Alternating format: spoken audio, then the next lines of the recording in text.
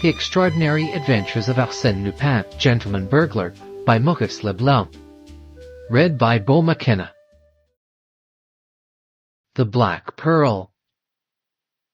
A violent ringing of the bell awakened the concierge of number 9, Avenue Hoche.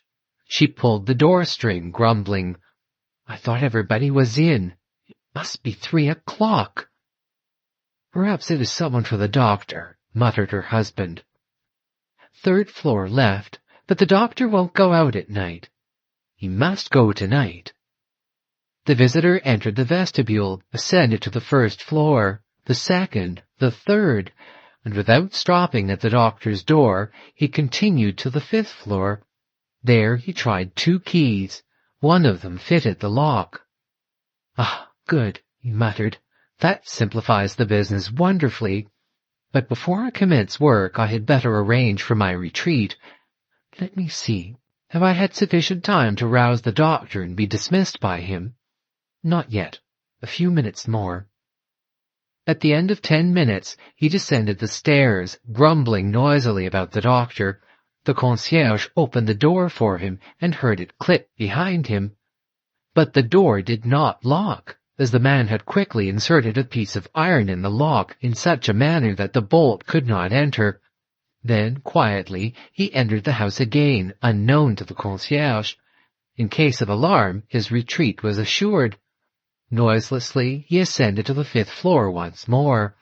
In the antechamber, by the light of his electric lantern, he placed his hat and overcoat on one of the chairs, took a seat on another, and covered his heavy shoes with felt slippers.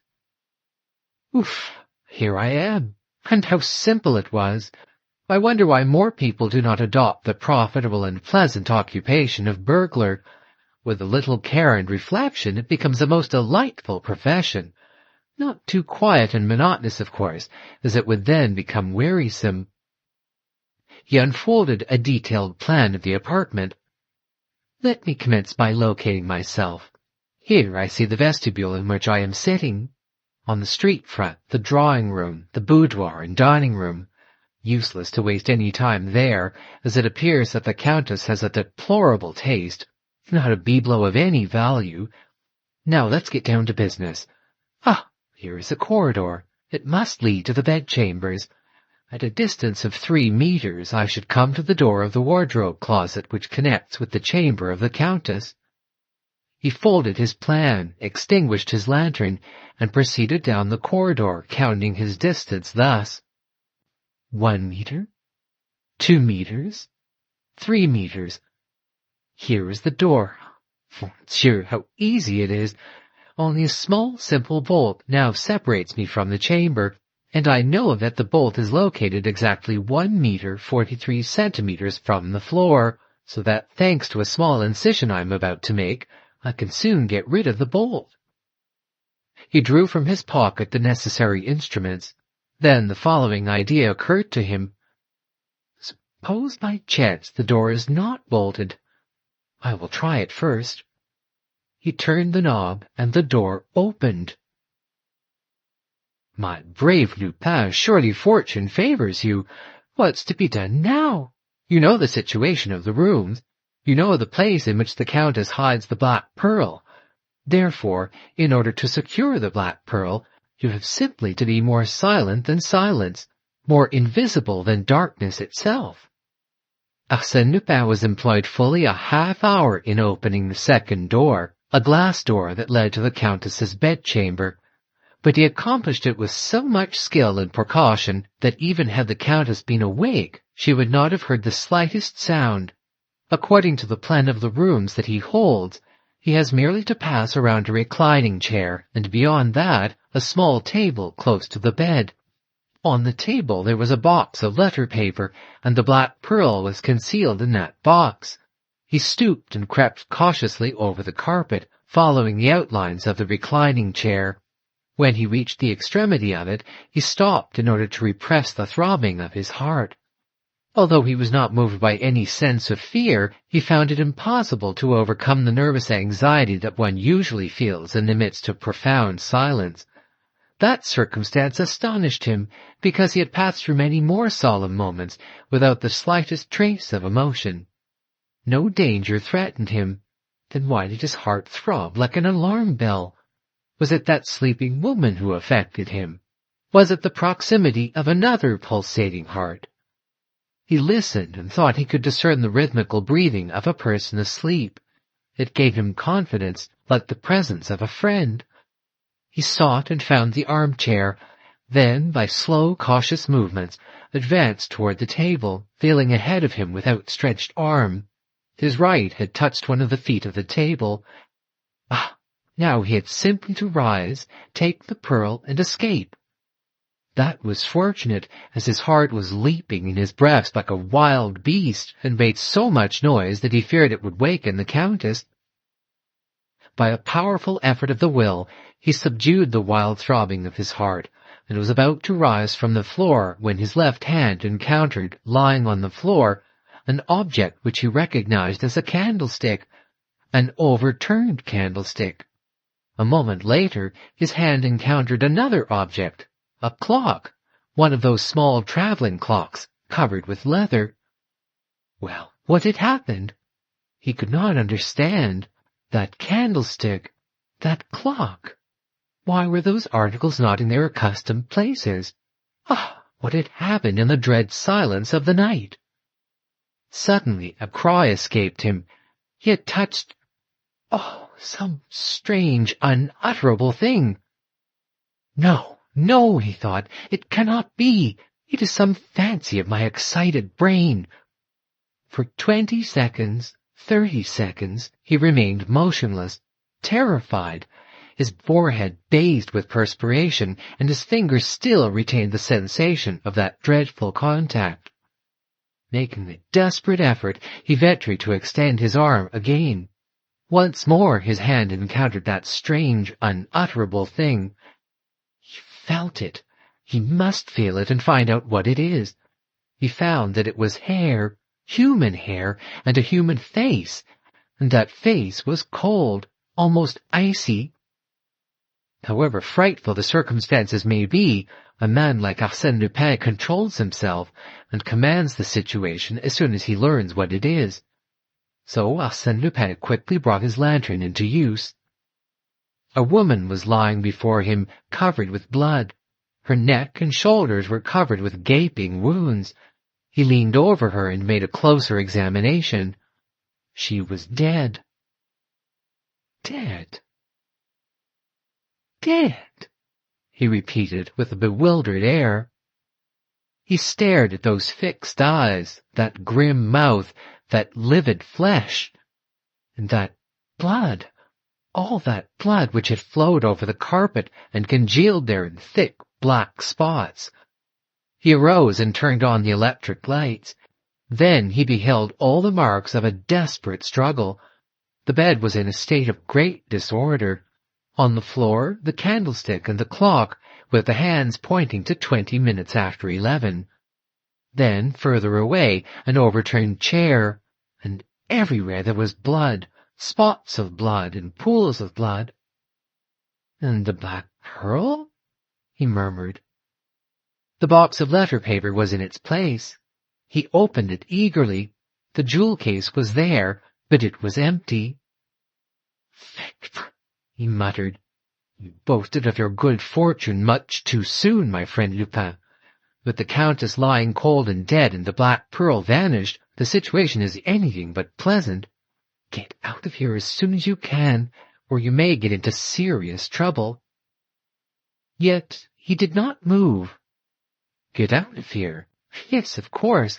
Any person would, except Arsène Lupin. He has something better to do. Now to proceed in an orderly way. At all events, you have a clear conscience. Let us suppose that you are the commissary of police, and that you are proceeding to make an inquiry concerning this affair. Yes, but in order to do that, I require a clearer brain. Mine is muddled like a ragout. He tumbled into an armchair with his clenched hands pressed against his burning forehead. The murder of the Avenue Hoche is one of those which have recently surprised and puzzled the Parisian public. and certainly I should never have mentioned the affair if the veil of mystery had not been removed by Arsène Lupin himself. No one knew the exact truth of the case. Who did not know, from having met her in the Bois, the fair Léontine Zalti, the once famous cantatrice, wife and widow of the Count d'Andiot, the Zalti whose luxury dazzled all Paris some 20 years ago, the Zalti who acquired a European reputation for the magnificence of her diamonds and pearls. It was said that she wore upon her shoulders the capital of several banking houses and the gold mines of numerous Australian companies.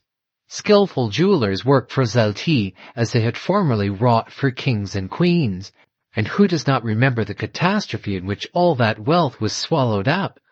Of all that marvelous collection, nothing remained except the famous black pearl. The black pearl, that is to say, a fortune if she had wished to part with it. But she preferred to keep it, to live in a commonplace apartment with her companion, her cook, and a manservant, rather than sell that inestimable jewel. There was a reason for it, a reason she was not afraid to disclose. The black pearl was the gift of an emperor. Almost ruined and reduced to the most mediocre existence, she remained faithful to the companion of her happy and brilliant youth. The black pearl never left her possession. She wore it during the day, and at night concealed it in a place known to her alone. All these facts, being republished in the columns of the public press, served to stimulate curiosity, and strange to say, but quite obvious to those who have the key to the mystery, the arrest of the presumed assassin only complicated the question and prolonged the excitement. 2 days later, the newspapers published the following item. Information has reached us of the arrest of Victor Danègre, the servant of the Countess d'Andiot. The evidence against him is clear and convincing. On the silken sleeve of his liveried waistcoat, which Chief Detective Dudouis found in his garret between the mattresses of his bed, several spots of blood were discovered. In addition, a cloth-covered button was missing from that garment, and this button was found beneath the bed of the victim.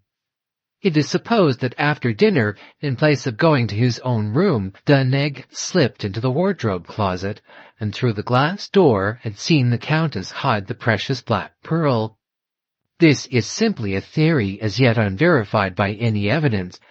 There is also another obscure point.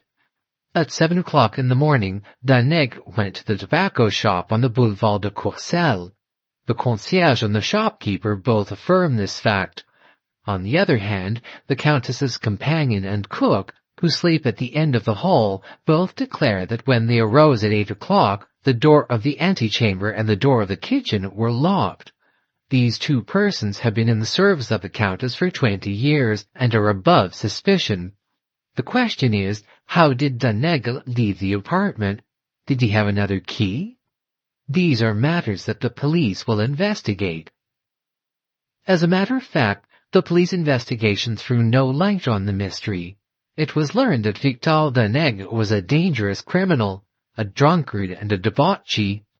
But as they proceeded with the investigation, the mystery deepened and new complications arose. In the first place, a young woman, Mademoiselle de Saint-Clèves, the cousin and sole heiress of the Countess, declared that the Countess, a month before her death, had written a letter to her, and in it described the manner in which the black pearl was concealed. The letter disappeared the day after she received it. Who had stolen it? Again the concierge related how she had opened the door for a person who had inquired for Dr. Harel. On being questioned, the doctor testified that no one had rung his bell. Then who was that person? An accomplice? The theory of an accomplice was thereupon adopted by the press and public, and also by Ganimard, the famous detective. "Lupin is at the bottom of this affair," he said to the judge. "Pah!" exclaimed the judge. "You have Lupin on the brain. You see him everywhere." "I see him everywhere because he is everywhere." "Say rather that you see him every time you encounter something you cannot explain. Besides, you overlook the fact that the crime was committed at 20 minutes past 11 in the evening, as is shown by the clock, while the nocturnal visit, mentioned by the concierge, occurred at 3 o'clock in the morning." Officers of the law frequently form a hasty conviction as to the guilt of a suspected person, and then distort all subsequent discoveries to conform to their established theory. The deplorable antecedents of Victor Danègre, habitual criminal, drunkard, and rake, influenced the judge, and despite the fact that nothing new was discovered in corroboration of the early clues, his official opinion remained firm and unshaken. He closed his investigation, and a few weeks later the trial commenced. It proved to be slow and tedious. The judge was listless, and the public prosecutor presented the case in a careless manner. Under those circumstances, Danègre's counsel had an easy task. He pointed out the defects and inconsistencies of the case for the prosecution, and argued that the evidence was quite insufficient to convict the accused. Who had made the key, the indispensable key without which Danègre, on leaving the apartment, could not have locked the door behind him? Who had ever seen such a key, and what had become of it? Who had seen the assassin's knife, and where is it now? In any event, argued the prisoner's counsel, the prosecution must prove beyond any reasonable doubt that the prisoner committed the murder. The prosecution must show that the mysterious individual who entered the house at 3 o'clock in the morning is not the guilty party. To be sure, the clock indicated 11 o'clock, but what of that? I contend that proves nothing. The assassin could turn the hands of the clock to any hour he pleased, and thus deceive us in regard to the exact hour of the crime. Victor Danègre was acquitted. He left the prison on Friday about dusk in the evening, weak and depressed by his 6 months' imprisonment. The Inquisition, the solitude, the trial, the deliberations of the jury combined to fill him with a nervous fear. At night he had been afflicted with terrible nightmares and haunted by weird visions of the scaffold. He was a mental and physical wreck. Under the assumed name of Anatole Dufour, he rented a small room on the heights of Montmartre and lived by doing odd jobs wherever he could find them. He led a pitiful existence. 3 times he obtained regular employment, only to be recognized and then discharged. Sometimes he had an idea that men were following him, detectives no doubt, who were seeking to trap and denounce him. He could almost feel the strong hand of the law clutching him by the collar. One evening, as he was eating his dinner at a neighboring restaurant, a man entered and took a seat at the same table. He was a person about 40 years of age, and wore a frock coat of doubtful cleanliness. He ordered soup, vegetables, and a bottle of wine. After he had finished his soup, he turned his eyes on Danègre and gazed at him intently. Danègre winced. He was certain that this was one of the men who had been following him for several weeks. What did he want? Danègre tried to rise, but failed. His limbs refused to support him. The man poured himself a glass of wine, and then filled Danègre's glass. The man raised his glass and said, "To your health, Victor Danègre." Victor, startled in alarm, and stammered, No, I'd swear to you." "You will swear what? That you are not yourself? The servant of the Countess?" "What servant? My name is Dufour. Ask the proprietor." "Yes, Anatole Dufour to the proprietor of this restaurant, but Victor Danègre to the officers of the law." "That's not true. Someone has lied to you." The newcomer took a card from his pocket and handed it to Victor, who read on it, "Grimaudan, ex-inspector of the detective force. Private business transacted."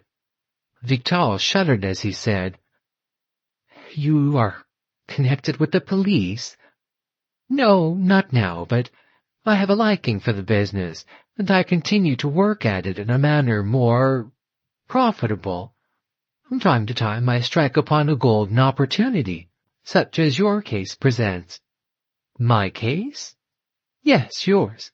I assure you it is the most promising affair, provided you are inclined to be reasonable."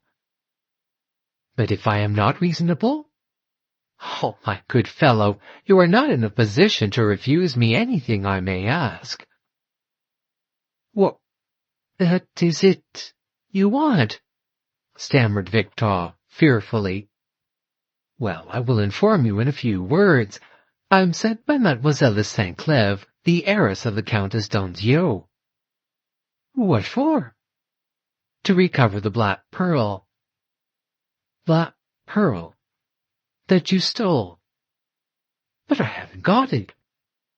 You have it. If I had, then I would be the assassin. You are the assassin. Danègre showed a forced smile.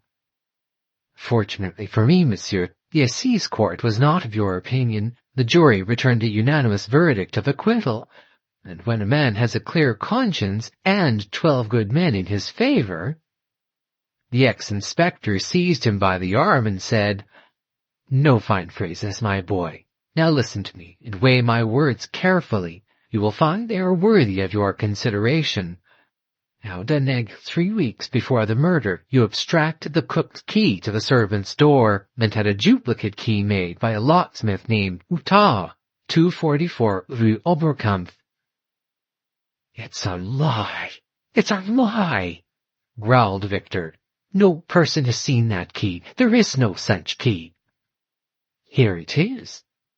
After a silence, Grimaudan continued, "You killed the Countess with a knife purchased by you at the Bazaar de la République on the same day as you ordered the duplicate key. It has a triangular blade with a groove running from end to end."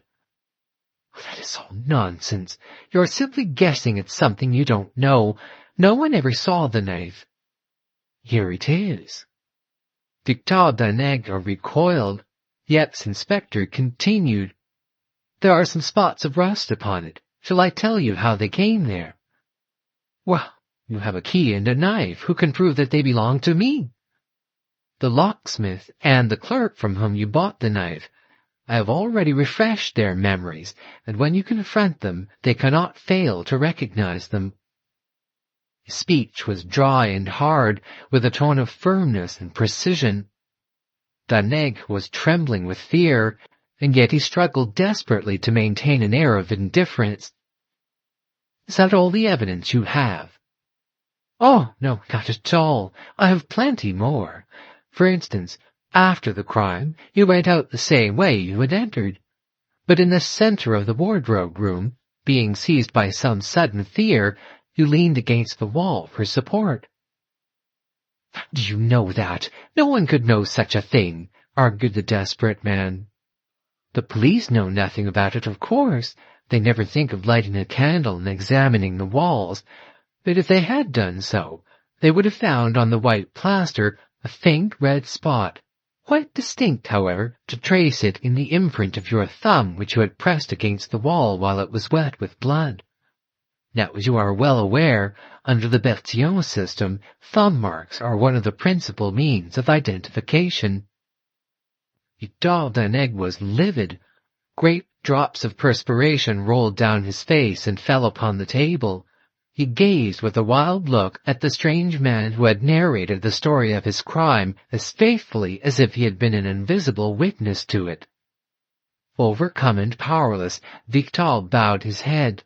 He felt that it was useless to struggle against this marvelous man. So he said, "How much will you give me if I give you the pearl?" "Nothing." "Ha! You are joking. Or do you mean that I should give you an article worth thousands and hundreds of thousands and get nothing in return?" "You will get your life. Is that nothing?" The unfortunate man shuddered. Then Grimaudan added in a milder tone, "Come, Danègre, that pearl has no value in your hands. It is quite impossible for you to sell it. So what is the use of your keeping it?" "There are pawnbrokers, and some day I will be able to get something for it." "But that day may be too late." "Why?" "Because by that time you may be in the hands of the police, and with the evidence that I can furnish, the knife, the key, the thumb mark, what will become of you?" Victor rested his head on his hands and reflected. He felt that he was lost, irremediably lost, and at the same time a sense of weariness and oppression overcame him. He murmured faintly, "When must I give it to you?" "Tonight, within an hour." "If I refuse?" If you refuse, I shall post this letter to the Procureur of the Republic, in which letter Mademoiselle de Saint-Cleeve denounces you as the assassin." Danègre poured out 2 glasses of wine, which he drank in rapid succession, then rising, said, "Pay the bill and let us go. I've had enough of the cursed affair."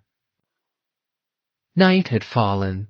The 2 men walked down the Rue Lepic and followed the exterior boulevards in the direction of the Place de l'Étoile. They pursued their way in silence. Victor had a stooping carriage and a dejected face. When they reached the Parc Monceau, he said, "We're near the house." "Parbleu! You only left the house once before your arrest, and that was to go to the tobacco shop." "Here it is," said Danègre in a dull voice. They passed along the garden wall of the Countess's house and crossed a street on a corner of which stood the tobacco shop. A few steps further on, Danègre stopped. His limbs shook beneath him, and he sank to a bench. "Well, what now?" demanded his companion. "It is there." "Where? Come now, no nonsense." "There, in front of us." "Where?" "Between 2 paving stones." "Which?" "Look for it." "Which stones?" Victor made no reply. "Ah, I see," exclaimed Grimaudan. "You want me to pay for the information." "No, but I'm afraid I will starve to death." "So, that is why you hesitate. Well, I'll not be hard on you. How much do you want?" "Enough to buy a steerage pass to America." "All right." "And 100 francs to keep me until I get work there." "You shall have 200. Now speak." "Count the paving stones to the right from the sewer hole. The pearl is in between the 12th and 13th. "The gutter?" "Yes, close to the sidewalk." Grimaudan glanced around to see if anyone were looking. Some tramcars and pedestrians were passing, but they will not suspect anything. He opened his pocket-knife and thrust it between the 12th and 13th stones. "And if it is not there," he said to Victor, "it must be there, unless someone saw me stoop down and hide it." Could it be possible that the black pearl had been cast into the mud and filth of the gutter to be picked up by the first comer? The black pearl! A fortune! "How far down?" he asked. "About 10 centimeters. He dug up the wet earth. The point of his knife struck something. He enlarged the hole with his finger. Then he abstracted the black pearl from its filthy hiding place. "Good. Here are your 200 francs. I will send you the ticket for America." On the following day, this article was published in the Echo de France and was copied by the leading newspapers throughout the world. Yesterday, the famous black pearl came into the possession of Arsène Lupin, who recovered it from the murderer of the Countess d'Anziot. In a short time, facsimiles of that precious jewel will be exhibited in London, St. Petersburg, Calcutta, Buenos Aires, and New York. Arsène Lupin will be pleased to consider all propositions submitted to him through his agents. "And that is how crime is always punished and virtue rewarded," said Arsène Lupin, after he had told me the foregoing history of the Black Pearl. "And that is how you, under the assumed name of Grimaudan, ex-inspector of detectives, were chosen by fate to deprive the criminal of the benefit of his crime." "Exactly, and I confess that the affair gives me infinite satisfaction and pride.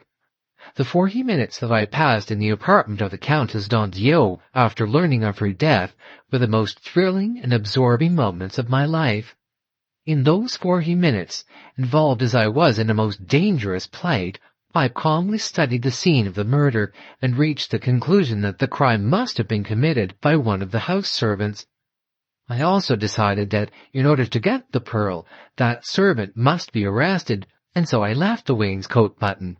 It was necessary also for me to hold some convincing evidence of his guilt, so I carried away the knife which I found upon the floor and the key which I found in the lock. I closed and locked the door, and erased the finger marks from the plaster in the wardrobe closet.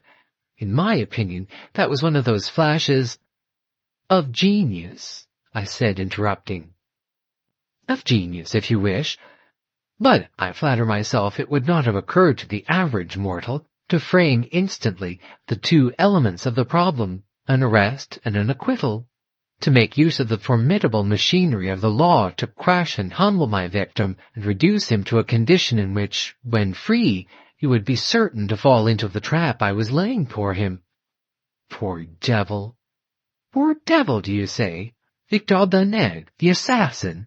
He might have descended to the lowest depths of vice and crime if he had retained the black pearl. Now he lives. Think of that. Victor Danègre is alive. And you have the black pearl. He took it out of one of the secret pockets of his wallet, examined it, gazed at it tenderly, and caressed it with loving fingers, and sighed as he said, "What cold Russian prince, what vain and foolish Raja may some day possess this priceless treasure? Or perhaps some American millionaire is destined to become the owner of this morsel of exquisite beauty that once adorned the fair bosom of Leontine Zalti, the Countess d'Anjou." End of The Extraordinary Adventures of Arsène Lupin, Gentleman Burglar, The Black Pearl, by Maurice Leblanc. Read by Beau McKenna.